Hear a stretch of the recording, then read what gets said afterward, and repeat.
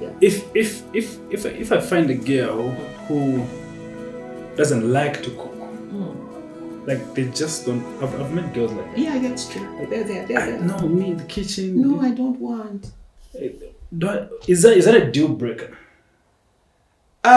If this woman's going to get pregnant and have kids, and she has no understanding of the kitchen, your kids will be malnourished. That's a fact. So to me, I wouldn't marry her. Just because food, the kitchen is the center of the home. That's where the family gets nutrition. That's where, if you have meal times, that's where you meet as a family. Now imagine you walk into a house, it's sterile. The kitchen is just as it was when they built it.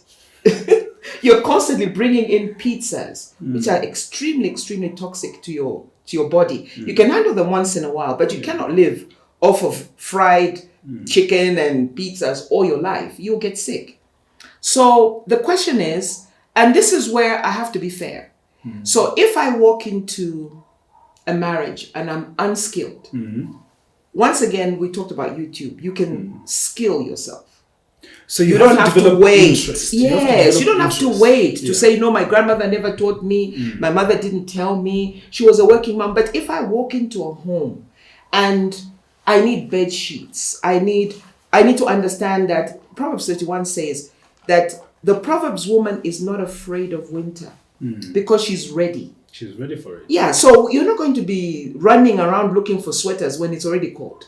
Sending kids to school with snotty noses because you remember that children must have a sweater. So that is, as my Mulam would say, that is umungulu. That's now foolishness. That's no longer not being skilled. That's just being unaware of life itself. You wear a jacket when you go out and it's cold. You eat. So why shouldn't you expect others to eat in your household? The other question I have is, I heard you speak about the importance of the premarital traditional lessons. Yes. Can you talk about that a Oh little? my goodness, yes. I, for one, was a staunch Pentecostal. Didn't want any drum beating when I was getting ready for marriage. But I sat with my aunts for over 7 hours that week before,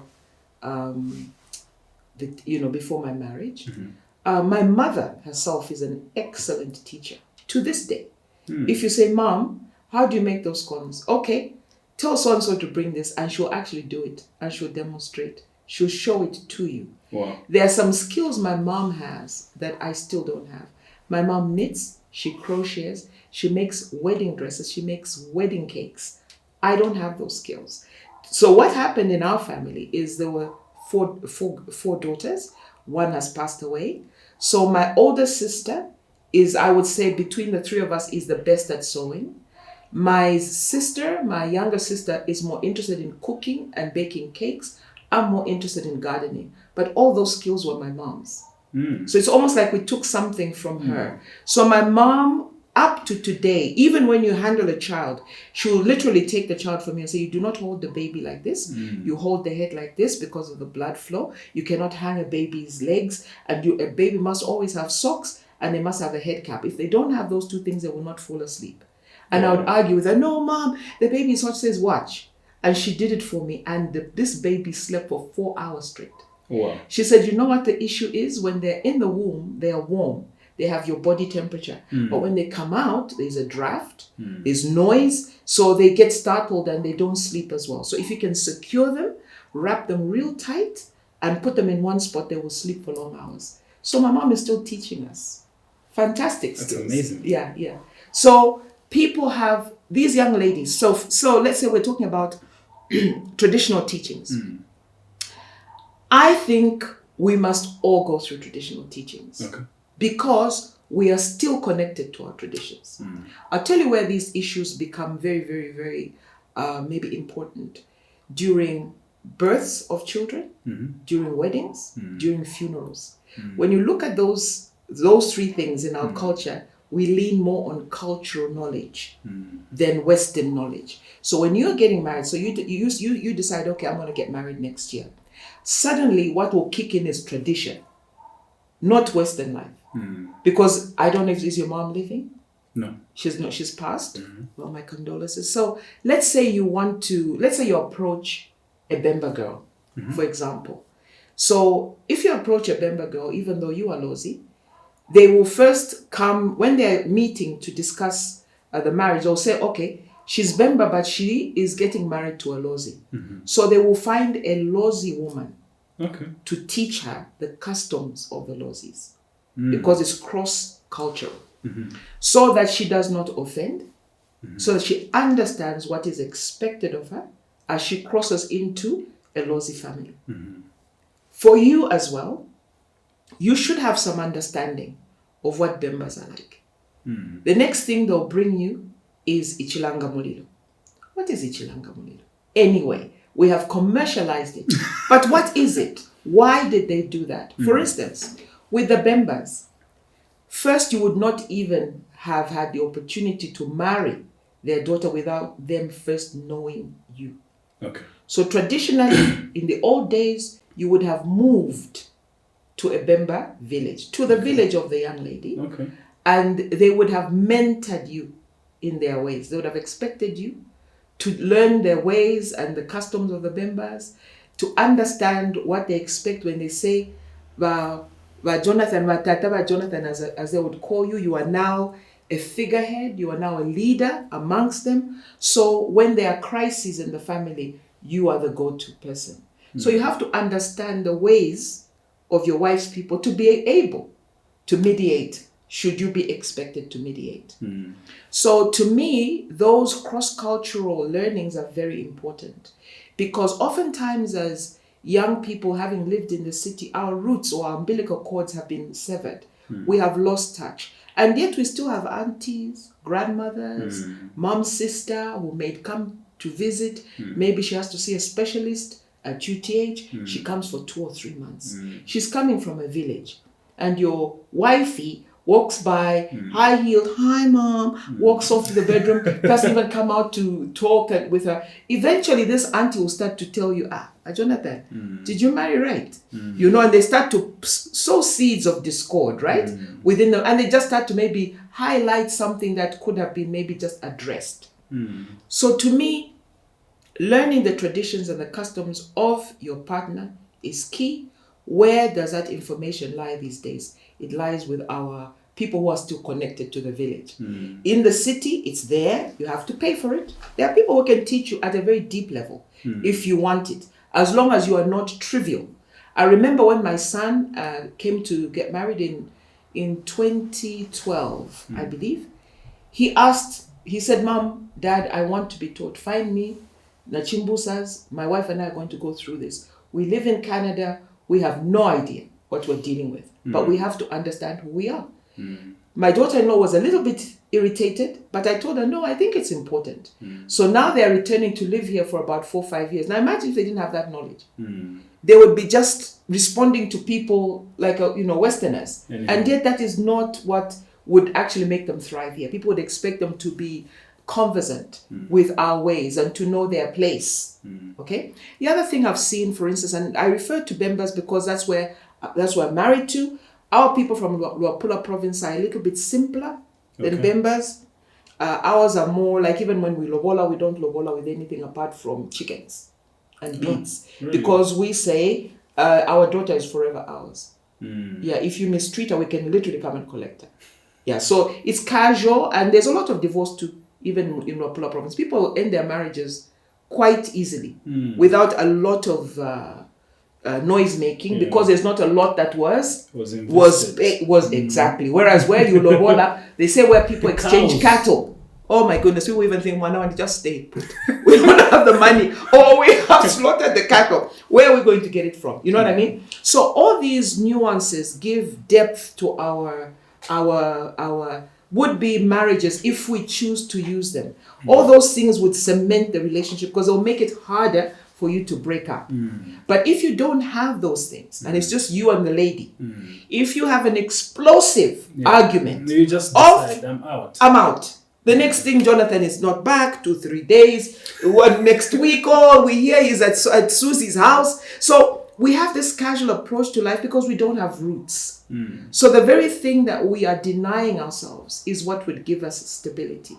Nestled in a quiet neighborhood of Ibex Hill, near the United States Embassy in Lusaka, is Tasha's place.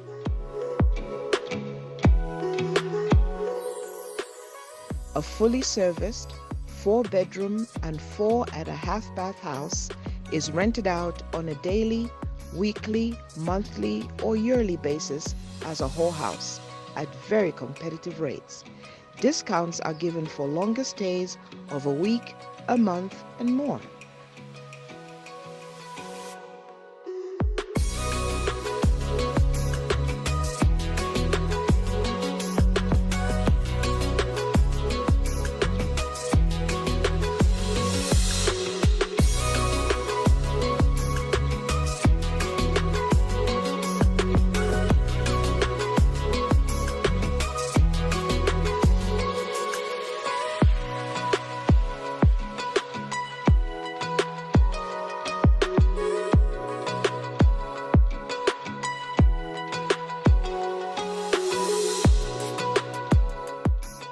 Call 096-230-5557 for details. Terms and conditions apply.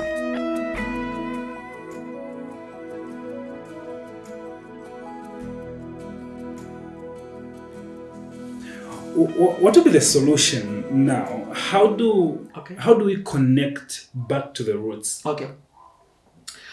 I'll give you this. I think you are trying. We are now more natural when it comes to our hair.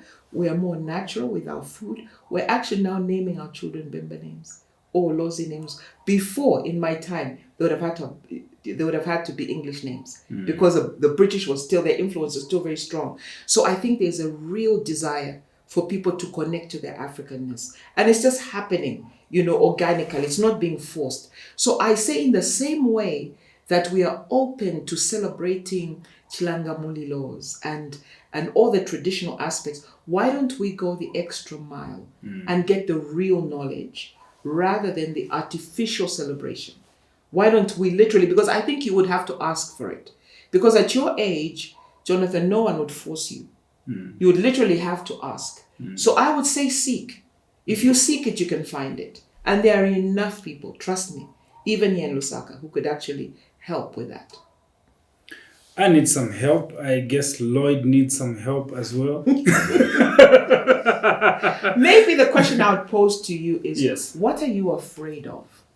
Now tell me for real, if say you are getting married next week, what do you fear you will face that might be a deal breaker when you've already said I do? What am I afraid of? I'm afraid of the modern lady who isn't connecting to the culture and traditions that we have. I think they're too casual, career oriented. Oh, yeah, I think so. So, do you need the income from the working wife? Would you say that to have the kind of life you want in Lusaka, do you need a working wife? Here's my understanding. Because I've been brought up from a Christian home, right? Yes. So I believe that the man is the head. Okay. And I believe that too. He's a provider. So, alone? Yeah. Okay. So I think if you're a man, you must provide. You must provide the essentials. The essentials. You must be the one we lean on. You have to pay rent. Yes. I have to buy her hair, clothes, make her look good. And then if she has to come in, maybe she's just supplementing. Yeah, contributing to the food or something. But things like rent, school fees, all those big things. That is so interesting because you and I have had a conversation and I'm not totally sold into that. So that is okay. So that is very interesting. when you look at the design of a man and a woman from God's perspective, they are partners from the get-go. Yes. There is no one, as a matter of fact, before we fell, we were actually just standing side by side. And in Christ, we've actually been restored to that position. So yes, the husband is the head, just like God the Father is the head. Jesus Christ, the Holy Spirit. And if we go into the understanding that God is not alone and there are elders there's a cloud of witnesses, there are hierarchies in heaven. So God is our supreme Father. He is the being we worship. Because Jesus said, I come to show you the Father. So I also take exception to people who stop and worship just Jesus. Because he said, I've come to show you the Father to the Father. So my belief, Jonathan, is that Doc and I lock together and two are better than one. I would not put on him the pressure of everything. My heart would bleed for him. I would think, why would I put a man under so much pressure? You know how many men die of high blood pressure and stroke in this country? I was shocked, because I'm hypertensive. And one night I went into the office, the doctor's office, and I wasn't feeling well. And I think it was just the medication was off. He panicked. He took me for an ECG. He said, Mrs. Mumba, the biggest risk is heart attacks and strokes. So if you come in as a hypertensive person feeling unwell, we overreact. Because I can guarantee you sitting there must be at least 15 lives attached to you. They had gone to a conference where they were discussing the crisis of high blood pressure in Africa and how it is creating multiple lines of orphans. Because as I sit here, I help my mom occasionally. There are ministries that I help who are looking after orphans. I help who might ever call me, even the kid begging on the street, occasionally I'll help. So my life is attached to at least, as an employer, 22 people straight, who themselves are looking after families. So the well-being of Dr. Mumba is pivotal. So to me, I wouldn't say to Doc, I need hair this month. I need new high heels. I saw a lovely dress.